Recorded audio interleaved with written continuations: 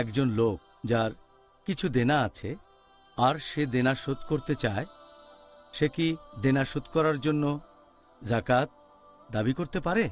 যে লোকের কোনো রকম দেনা আছে তার সম্পর্কে পবিত্রকরণ বলছে 6 নম্বর ক্যাটাগরি গারেমুন, যারা দেনাদার, তারা জাকাতের টাকা পেতে পারে। জাকাতের টাকার জন্য তারা আবেদন করতে পারে, কারণ সাধারণত অন্য মানুষ জানে না কোন লোকটা দেনায় আছে, সে জাকাতের টাকা চাইতে পারে। এরকম একটা হাদিস আছে সহিহ মুসলিমে, খণ্ড নম্বর 3, হাদিস নম্বর 3777। একবার এক লোক নবীর কাছে এসে বলল যে তার অনেক ক্ষতি হয়ে গেছে, বাগানের ক্ষতি হয়ে গেছে, তার ব্যবসায় অনেক লস হয়ে গেছে, দেনায় ডুবে গেছে।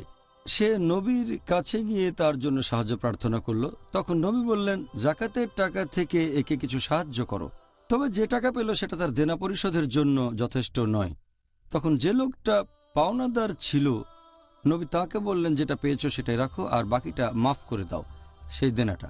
আরেকটা হাদিস, এটার উল্লেখ আছে সহিহ মুসলিমে, খণ্ড নম্বর 2, বুক অব জাকাত, হাদিস নাম্বার 2271। একজন লোক দেনায় পড়েছে, সে নবীর সামনে এসে তার কাছে সাহায্য ভিক্ষা চাইল। নবী বললেন, সাদকা পাওয়া পর্যন্ত অপেক্ষা করো, তোমাকে সাদকার টাকা দেওয়া হবে ইনশাআল্লাহ। নবী আরো বললেন যে ভিক্ষা করার কোনো অনুমতি নেই যদি না সেই লোক 3 ক্যাটাগরিতে পড়ে। 1 নম্বর, যে লোক দেনায় আছে সে ভিক্ষা চাইতে পারে যতক্ষণ না তার দেনা পরিশোধ হয়ে যায়।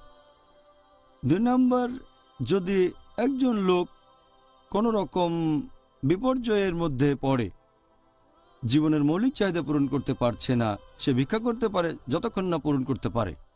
3 নম্বর হচ্ছে যে লোক দারিদ্র্যের কষাঘাতে জর্জরিত, যদি সে খুব গরিব হয় আর ফুকা ক্যাটাগরিতে পড়ে, তাহলে ভিক্ষা সে চাইতে পারে যতক্ষণ না তার মৌলিক চাহিদা পূরণ হয়।